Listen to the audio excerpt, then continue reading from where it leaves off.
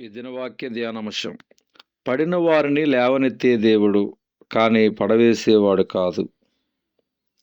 దేవుని శక్తిని పొందుకున్న, దేవుని మహిమను చూచిన దానియేలు, యోహాను ఆయన ఎదుట సాష్టాంగపడి దీనత్వాన్ని, సాత్వికత్వాన్ని క్రియల్లో కనబరిచినట్టుగా పరిశుద్ధ గ్రంథములో చూస్తున్నాము. ప్రకటన గ్రంథము 1వ అధ్యాయము 12 నుంచి 17 వచనాలు.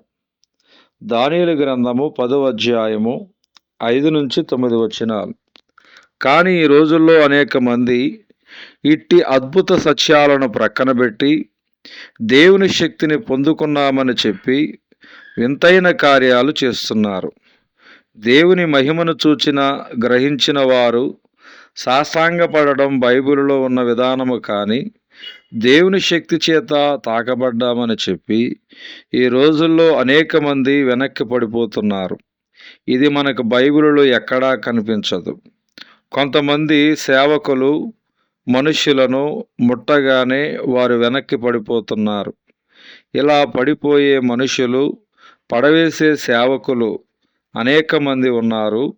రోజు రోజుకు ఇలా పడగొట్టే సేవకులు పెరిగిపోతున్నారు. ఒక వ్యక్తి పరిశుద్ధాత్మ చేత నింపబడినప్పుడు ఆ వ్యక్తి నిలబడతాడు, లేదా సాష్టాంగపడతాడు. కానీ వెనక్కి పడటం బైబిల్లో ఎక్కడ మనకు కనిపించదు. ఈ మధ్య నేను ప్రార్థిస్తున్నప్పుడు దురాత్మ పట్టిన వారు అనేకులు అమాంతంగా వెనక్కి పడిపోవటం చూసాం. దురాత్మ విడిపోయినప్పుడు ఆ వ్యక్తిని పడవేయడం బైబిల్లో చూస్తాం. మార్క్స్ వార్త 9వ అధ్యాయము 25 నుంచి 27. కానీ పరిశుద్ధాత్మ తాకిడి వల్ల ఆత్మీయులు వెనక్కి పడిపోవడం అనేది బైబిల్లో మొత్తములో ఎక్కడా కనిపించని పరిణామం. కానీ బైబిల్లో ఒక సందర్భములో కొంతమంది వెనక్కి పడ్డారు. అదేమిటో మనం చూద్దాం. యేసుక్రీస్తు తన శిష్యులతో కెద్రోను వాగు దాటి అక్కడ ఉన్న గెత్సెమనే తోటలోనికి వెళ్ళాడు. అదే సమయంలో యోధా సైనికులు, ప్రధాన యాజకులు, పరిసయ్యులు పంపిన బంట్రోతులను వెంటబెట్టుకుని దివిటీలతోనూ, దీపములతోనూ, ఆయుధములతోనూ అక్కడికి వచ్చారు. యేసు తనకు సంభవింపబోచున్నవన్నీ ఎరిగిన వాడై వారి యొద్దకు వెళ్ళి, మీరెవరిని వెదుకుచున్నారని వారిని అడిగాను. వారు నజరేయుడైన యేసునని ఆయనకు ఉత్తరమియ్యగా, యేసు ఆయనను నేనే అని వారితో చెప్పారు. ఆయన నేనే ఆయనని వారితో చెప్పగా వారు వెనకకు తగ్గి నేల మీద పడిరి. యోహాను సువార్త 18వ అధ్యాయము 3 నుంచి 6 వచనాలు. యేసుక్రీస్తును పట్టుకోవడానికి వచ్చిన శత్రువులు వెనక్కి పడ్డారు. కానీ ఈ రోజుల్లో మనుషులు ఎందుకు వెనక్కి పడుతున్నారు? సేవకులు వారిని ఎందుకు పడేస్తున్నారు? ఇలా పడిపోవటం అనేది ఆది అపోస్తలుల సేవలో మనకి కనిపించదు.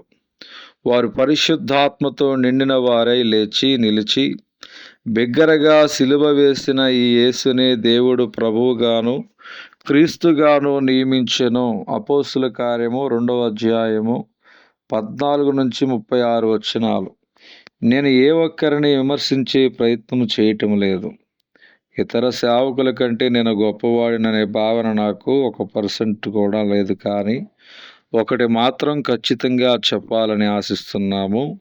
ఈ భూమి మీద ఏ సేవకుడు కూడా పరిశుద్ధ గ్రంథము కంటే గొప్పవాడు కానే కాదు. నేనైనా ఏ సేవకుడైనా బైబిలుని ఆధారం చేసుకుని సేవ చేయాలి తప్ప వేరే దేశం నుంచి ఎవరో సేవకుని యొద్ద నుండి దిగుమతి చేసిన ఇటువంటి కార్యకలాపాలను ఆధారం చేసుకోకూడదు. నేను చాలామంది గొప్ప గొప్ప మిషనరీస్ మరియు దైవ సేవకుల బయోగ్రఫీ చదువుటను బట్టి, వారు రాసిన పుస్తకాలు చదువుటను బట్టి వీరు అనేక దేశాలకు వెళ్ళి సువార్తను పంచి పడిపోయిన వారిని క్రీస్తు ప్రేమతో, క్రీస్తు శక్తితో లేవనెత్తారు. కానీ ఎక్కడా నిలబడిన వారిని పడవేయలేదు. మన దేవుడు పడిన వారిని లేవనెత్తే దేవుడు, కానీ పడవేసే దేవుడు మాత్రం కానే కాదు. నా తోటి ప్రభు సేవకులారా, మీకు మనవి, మనం వాక్యానుసారమైన సేవ చేయాలి. వాక్యాన్నే ఆధారం చేసుకుని దేవుని రాజ్యాన్ని వ్యాప్తి చేయాలి. దేవుడు తన ప్రాణాన్ని బలిగా అర్పించి కొనుక్కున్న తన బిడ్డలను మనము వాక్యానుసారముగా పోషిస్తామని, తన రాజ్యానికి చేరుస్తామని నన్ను నమ్మి దేవుడి సేవను మనకి చేతికి అప్పగించాడు. కావున ఆయన నమ్మకాన్ని మనము వమ్ము చేయక వాక్యానుసారమైన సేవ చేస్తూ ఆయన రాజ్యాన్ని విస్తరింపచేద్దాం. దేవుడి దిన వాక్య ధ్యానం దేవుడు దీవించునుగాక. ఆమేన్.